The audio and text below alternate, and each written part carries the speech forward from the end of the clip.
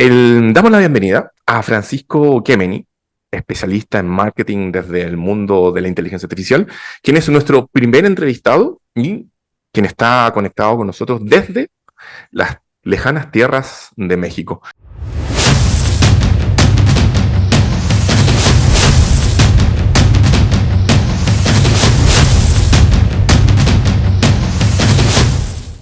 Sean todos bienvenidos al primer episodio de Reboot Podcast, el programa de conversación de acá, de ecosistemastartup.com, que trata de abarcar fracasos, pivotes y aprendizajes en el mundo de los nuevos negocios. Mi nombre es Rob Villanueva, yo soy cofundador de Entrepreneur y estamos haciendo esto de manera colaborativa. ¿Cómo estás, Francisco? Muchas gracias por estar con nosotros el día de hoy. Muy bien, Rob, muchas gracias por tenerme aquí. Qué honor ser el primero en esta, espero que larga serie de contenidos, programas, podcasts. Ya no sé cómo se llaman estas cosas, pero cada vez están más entretenidas y nada, muy feliz de estar aquí conversando contigo. Muchas gracias. Ahí también un saludo a Alonso Scalwalters y a Cristian Tala por hacer posible el desarrollo de este nuevo medio de comunicación que busca llevar contenidos de startups para startups desde todo el continente latinoamericano. Oye, Francisco, em, la idea del programa es efectivamente revisar sobre todo aprendizajes en los nuevos negocios de la mano de las caídas. Entonces, Ajá. yo sé que tú tenías ya una dilatada carrera que te ha llevado precisamente a salir de Chile Star como consultor en América del Norte, particularmente en México, con un amplio desarrollo de temáticas que partieron probablemente primero muy cercano a lo que son las redes sociales. Entonces, no sé si nos puedes contar a nosotros y en el fondo a quienes nos están escuchando y también viendo, cómo fue Ujú. que partiste tu carrera que te tiene hoy en México, pero cuáles fueron los inicios y cuáles fueron en el fondo lo que tú has detectado como esos fracasos que te han llevado a tener todo el conocimiento al día de hoy. Mira, poco va a reestructurar la pregunta y como tú sabes, las palabras construyen realidades. Mm. Yo creo que yo ya los llamo aprendizaje, ¿vale? Más que cualquier otra cosa, ha sido un proceso donde desde, te diría que el 2001, que estaba partiendo en la universidad, eh, y mi interés siempre estuvo ligado a la computación, el diseño, me gustaba mucho en esa época cosas como Dreamweaver, Ujú. y estaba haciendo páginas web, estaba creando contenido audiovisual, estaba editando videos de skate con mis amigos. Incluso antes de eso, editaba con dos caseteras de VCR, con dos VCRs, editaba así como hacíamos los mixtapes en los 80, así al final de los 80 haciendo mixtapes, hacía Claro. lo mismo con video. Y fue agregándole tecnología un poco a este proceso que para mí siempre fue una búsqueda como de creatividad o exploración creativa. Y en eso, a lo que salí de la universidad, con una trayectoria universitaria, obviamente, de hacer producciones audiovisuales, hacer producciones de contenido con After Effects. Tenía un canal en Flickr donde estaba subiendo fotografías de los proyectos que hacía con mis compañeros y con mis amigos, donde estábamos muy involucrados en el tema del graffiti, el street art. Y empezamos a conectar con comunidades. Me acuerdo en ese momento existía Wooster Collective, que era un blog de graffiti, que la verdad es que no le he hecho seguimiento en años, pero yo creo que anda por ahí todavía. Y empezaba a conversar con ellos por Flickr. Y alguien un muy querido pariente, amigo también, Carlos Benza, que es un creativo, ex director general creativo de Walter Thompson, que fue uno de los creadores del Nifty, para que tengan una idea ahí de Wow. Saori, eh, años dorados de la publicidad, me dijo, oye, mira, qué interesante esto que estáis haciendo con las comunidades, las redes sociales. Yo no sabía ni que se llamaban redes sociales. Y me conectó con, con Manfred Polman, que era el dueño de Neuralis en esa época. Yo estaba terminando mi último año de universidad y también donde conocí a Sergio Bojardo, a Marketing, y me dice, mira, este es el mundo del e-business. Y yo así, chuta, palabras nuevas, redes sociales y business. Y yo así como, te juro que podéis ver mi YouTube y mirar para atrás hacia los primeros videos, ver unas cosas como disruptivas, sin mucho sentido, pero con mucha exploración creativa, haciendo animaciones con papeles cortados, trabajándolos en After Effects, subiéndolos a YouTube. Algo que hoy día parece como medio normal, en ese momento no tenía ni nombre esta actividad que hacía. O este juego, yo estaba jugando y me encanta jugar. Conozco y entro a Neuralis, empiezo a trabajar mi primer cargo fue como Product Manager de redes sociales. O sea, nunca lo entendí, no sabía ni lo que era un Product Manager. ¿Ya? Entonces me tuve que poner a investigar, aprender. Ahí conocí lo que era el blogging como una práctica seria comunicacional. Empecé a entrar en temas de PR, marketing. Y yo que venía de una escuela de diseño, de una escuela de arte, de la parte más explorativa, digamos, habiendo pasado por escuelas de ingeniería, escuelas de diseño de juegos, como sin entender efectivamente dónde calzaba mi skill, empecé a construir mi propia carrera. Y creo que eso fue un descubrimiento Ya. donde, donde a través de lo que hacíamos en Neuralis, que era, ok, ¿cómo vendemos marketing digital? Que en ese momento era como, ¿cómo vendemos AdWords y cómo hacemos SEO? Y le vendemos a estos clientes que no saben lo que son las redes sociales algo que sabemos que se viene. Entonces ahí Mijael Schrack, Estamos, Mijael, estamos hablando como del 2010, 2011, por ahí. no, está el loco, estamos hablando del Más atrás. 2004, 2005, ahora Oh, sí, wow. eso. Ya, ya, ya. Albores, 2000, albores. Ok. sí, 2005. Y efectivamente me tocó ir a explicarle a distintos CEOs y directivos de empresas, no voy a dar nombres, pero estuve con altos directivos mirando las ventanas diciendo, oh, sí, el Internet es el futuro, y yo explicándoles lo que era Facebook. Imagínate un cabro de recién salido de la U, de haber tenido 25 años, con suerte, 24 tal vez. Y explicándole así como, esto es la internet, estas son las redes sociales, aquí la gente comenta lo que fue a comer. Aquí en Twitter la gente dice que estoy tomando un café. Obviamente todo el mundo me miraba y nos miraba en ese momento con cara de, ¿y esto qué están hablando? ¿Esto qué valor tiene para el negocio? Entonces ahí tuve que meterme mucho más en temas de efectivamente marketing, ventas, cómo usar las redes sociales como una herramienta comercial. Eh, Acto seguido pasé por un par de otras experiencias, estuve en Simplicit, que fue una agencia como de innovación digital, que hicimos varias cosas entretenidas con TVN, hicimos mucho trabajo con Chilevisión, trayendo las redes sociales, Twitter principalmente, a los debates políticos. Ahí tuve la suerte de estar ahí bien parado en esa trinchera de escuchemos las redes sociales y Twitter para ver quién va a ser el próximo presidente de Chile. Ya. Nos tocó el terremoto del 2010, Oh. literal tembló, nos paramos un poco del movimiento telúrico, salimos teléfonos, salimos corriendo y nos juntamos todos en la oficina de Simplicit que estaba así como media en construcción, en una cosa, de ahí te puedo mandar unas fotos que son una locura, casi como trabajando en una casa ocupa, así una cosa muy loca. Pero era una casa en construcción y la única ala que estaba disponible en ese minuto era una cosa que no tenía ventana. Y estábamos ahí con Claudio Bruna, con Rodrigo Moyano, con otras personas más. Y tratando de entender qué estaba pasando en Twitter para ver si podíamos ayudar un poco al aftermath del terremoto. Con esa experiencia me invitaron a trabajar en Telefónica. Mm. Estuve a cargo del primer Social Media Center de Latinoamérica para Movistar, donde implementamos todo un sistema de monitoreo, atención en línea. Empezamos a generar las dinámicas, procesos y protocolos para atender a la gente por Twitter, a cómo atendíamos a la gente por Facebook. Hicimos la primera campaña publicitaria dentro de Instagram. Instagram, creo que el canal de Movistar debe haber tenido 400 seguidores.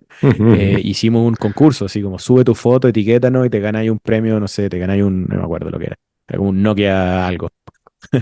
Entonces, como que estuve en esos momentos como muy incipientes en estas olas de adopción tecnológica. Me hubiera gustado Mm. estar en el punto com, era demasiado joven todavía, pero me tocó estar en el inicio de las redes sociales.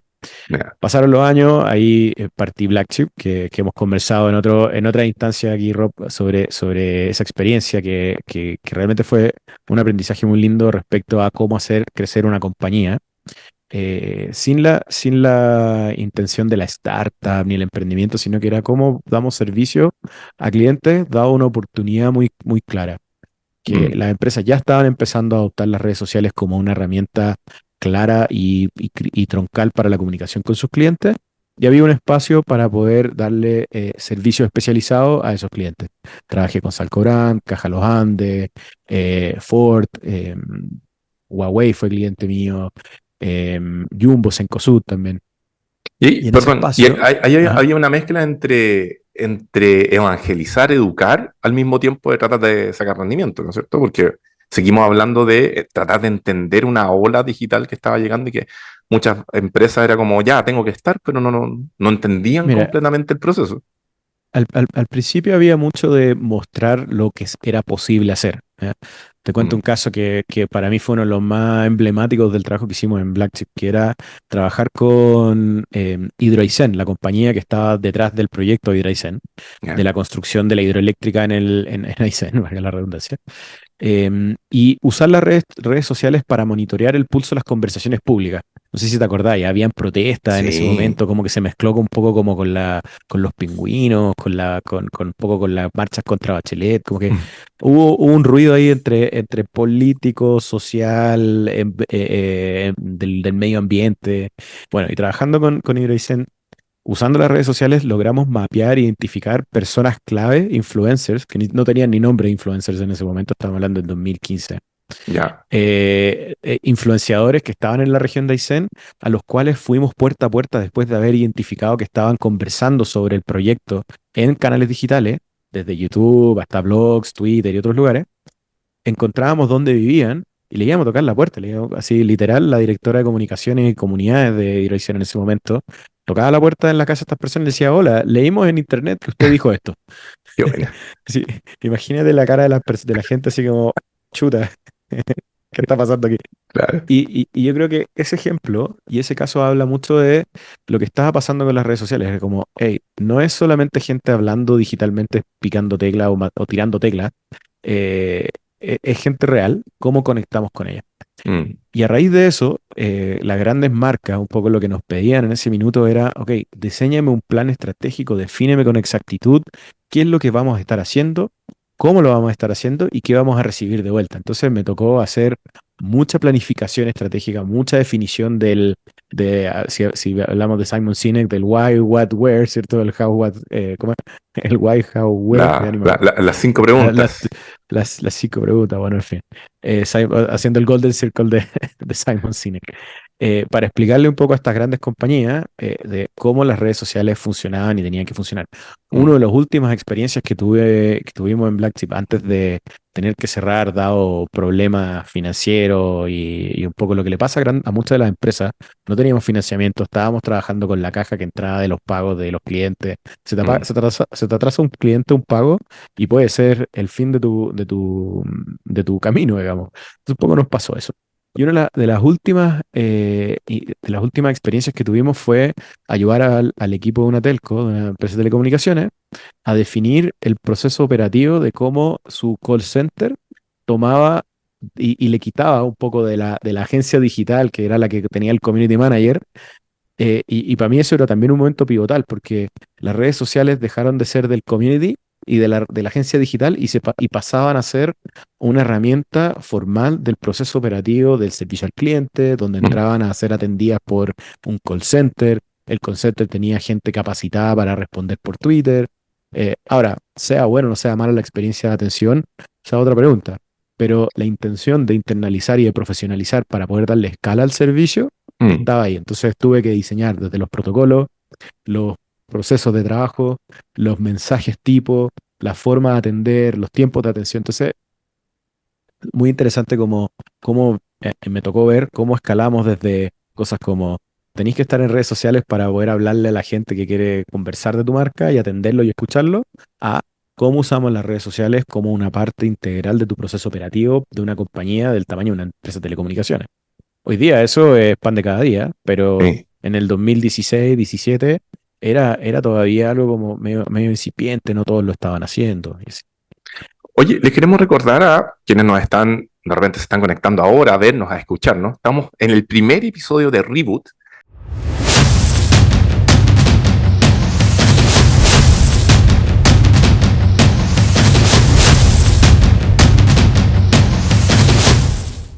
El programa de ecosistemastartup.com, el nuevo medio de comunicación para precisamente el ecosistema de nuevos negocios de Latinoamérica, donde hablamos sobre fracasos, pivotes y aprendizajes. En este primer episodio estamos conversando con Francisco Gemeni, especialista de marketing cruzando esto con Machine Learning e inteligencia artificial. Oye, Pancho, ok, pasó lo de Black Chip, ¿y cómo saltaste a la consultoría?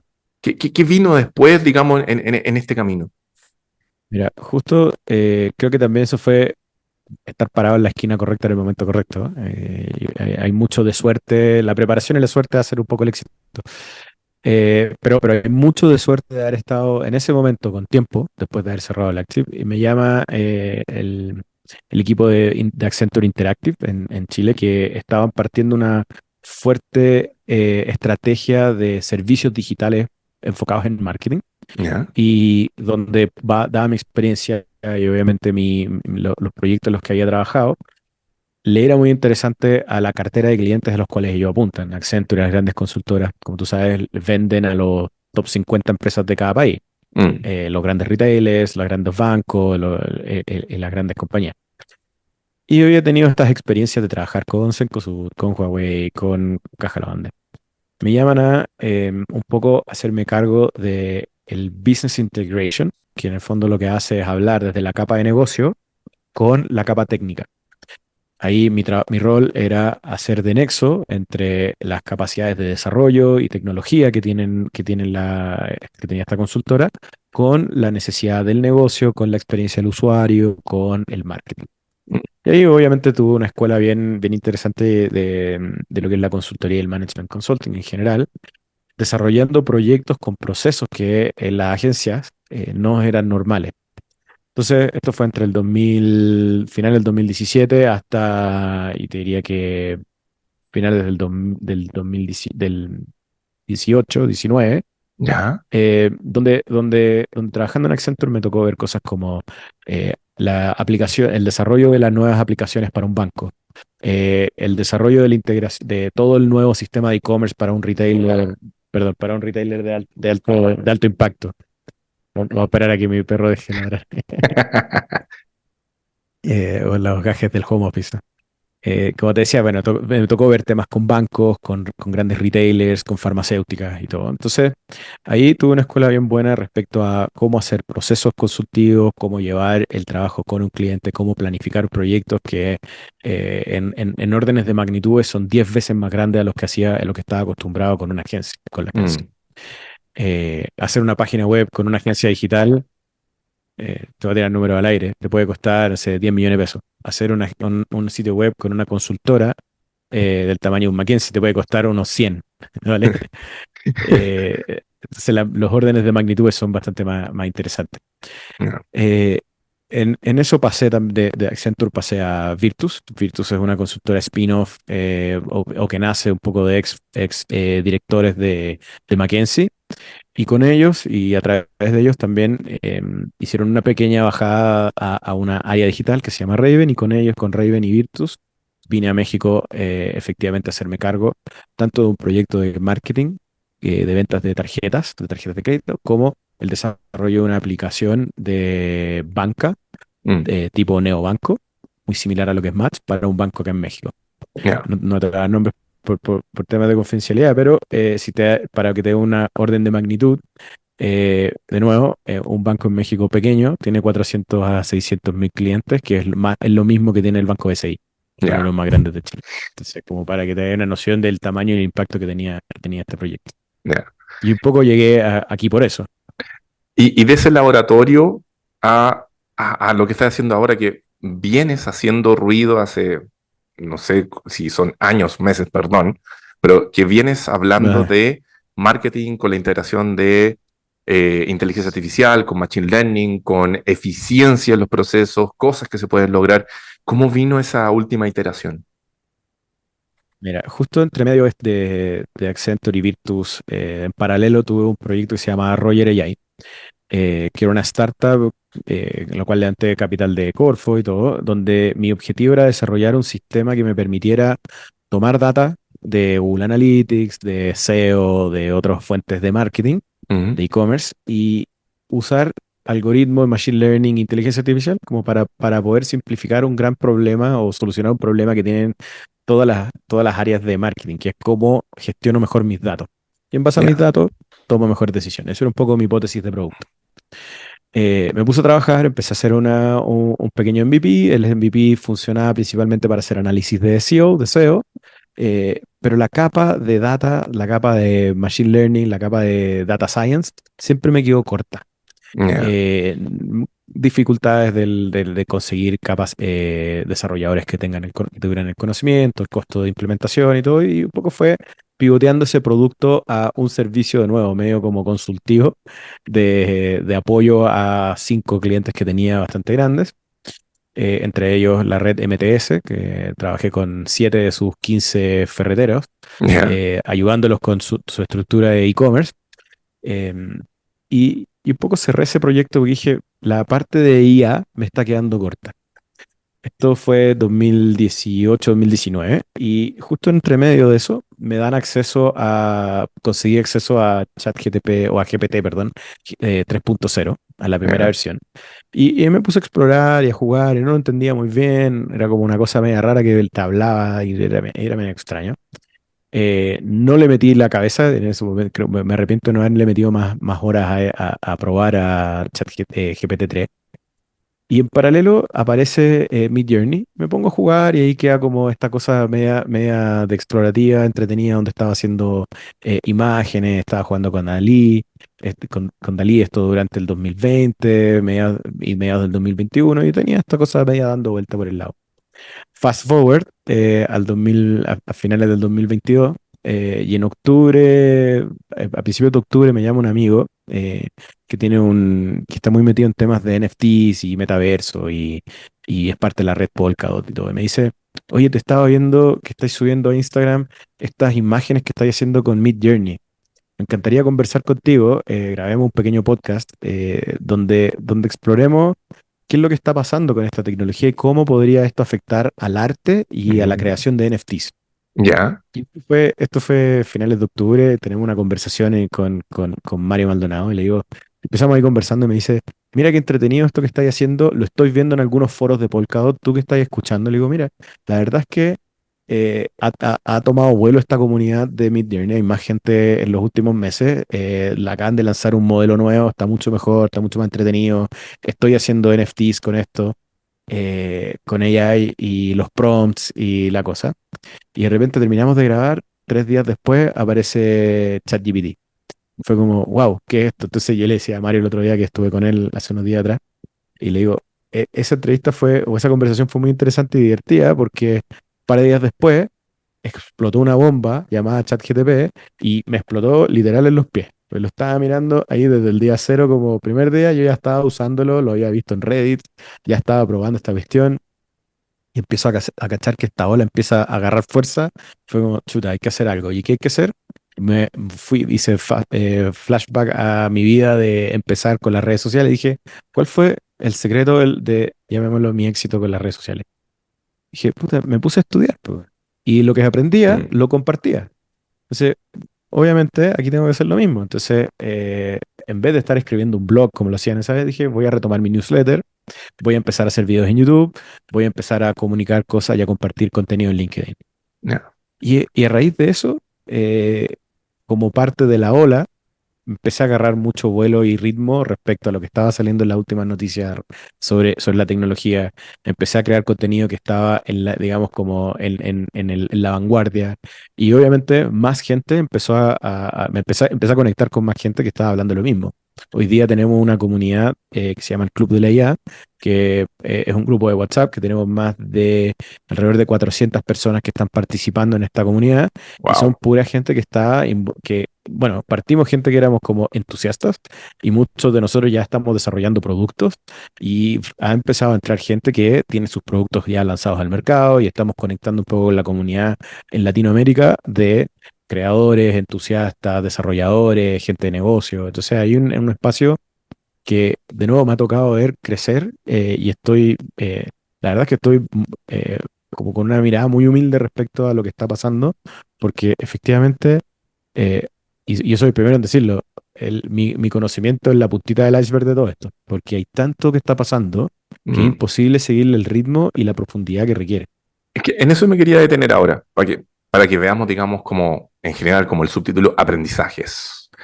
Em, hay un camino conector primero, que es el marketing, de lo que al menos escuchando mientras conversamos.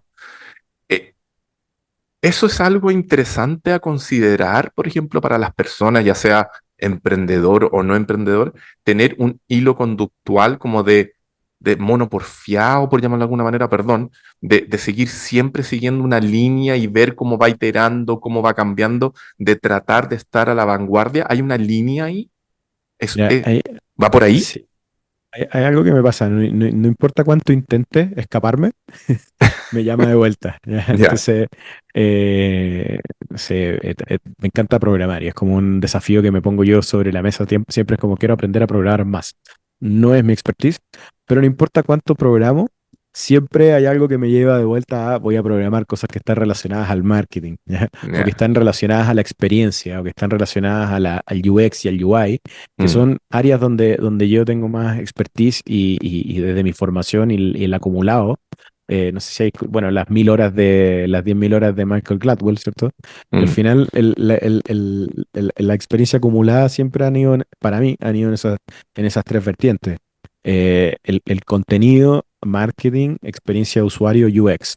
Entonces esas como ya. cuatro grandes áreas, si yo las voy mezclando hoy día y cualquier cosa que yo haga, siempre la voy a mirar desde ese prisma. Para mí es lo Ya. típico. Para un martillo todos los problemas son clavos. Hay Entonces un hoy paraguas, día digamos. Te mueves dentro de ese exacto, paraguas independiente de... Ya, exacto. Entonces yo hoy día hablaba con un cliente, estábamos conversando sobre una problemática y me di cuenta que le estaba dando la misma solución que le hubiera dado a cualquier problema, porque obvio, pues mi toolbox tiene estas herramientas nuevas, pues sabe de ya. marketing, sabe de contenido, sabe de experiencia y sabe de UX. Entonces, Y, y ahí todo cae ahí. lo que tú dijiste, el aprendizaje. Siempre me doy tiempo para estar aprendiendo, para estar jugando. Esa es precisamente otro tip. S- O sea, esto es personal, obviamente, creo que cada uno Sí, tendrá su obvio. forma. Yo en mi forma de ver el mundo, para mí, el concepto del hacker eh, cobra mucho valor, porque al final del día, si tú pensás que la lógica de hackear algo tiene que ver con de estar metiéndole los dedos hasta ver hasta dónde se rompe, cómo lo abro, qué tiene adentro, cómo funciona, qué Mm, puedo hacer con esa exploración que para mí es parte de un juego. Es como cómo juego con las cosas para entenderlas. Y luego, obviamente, compartirlas, porque me gusta compartir. Igual somos todos animales sociales. A mí me gusta como entender algo, de compilarlo, tratar de entenderlo y tratar de compartir lo que aprendo. ya, Y yo creo que ese es el círculo y el proceso virtuoso que yo creo que me ha resultado muy bien. Por ya. ejemplo, te pongo un ejemplo. Tú sabes, estoy muy metido en temas de cripto, bitcoins, y me encanta ese mundo también. Encontré en Mercado Libre un Bitcoin miner. Yo me Ya. había gastado, no sé, 500 lucas comprando esta máquina. Y no con la idea, o sea, sí, con la idea de cómo hago una granja y pongo una fábrica de miners y genero Bitcoin. Pero en realidad, más allá de esa locura de negocio, de esa idea más loca, lo que me interesó era entender la máquina, qué Ya. botones tenía, cómo funcionaba la interfaz. Entonces, sin ser un experto hoy día en el proceso completo de minar bitcoins, tuve la experiencia de tocar una máquina minera de bitcoins, sé cómo funcionan, cómo se conectan, cómo se administran y cuáles son las capas que hay dentro de esta herramienta. Y eso creo que es lo más interesante y entretenido para mí. Ya. Ahora, si hago un negocio con eso, otra pregunta. Claro, otra línea.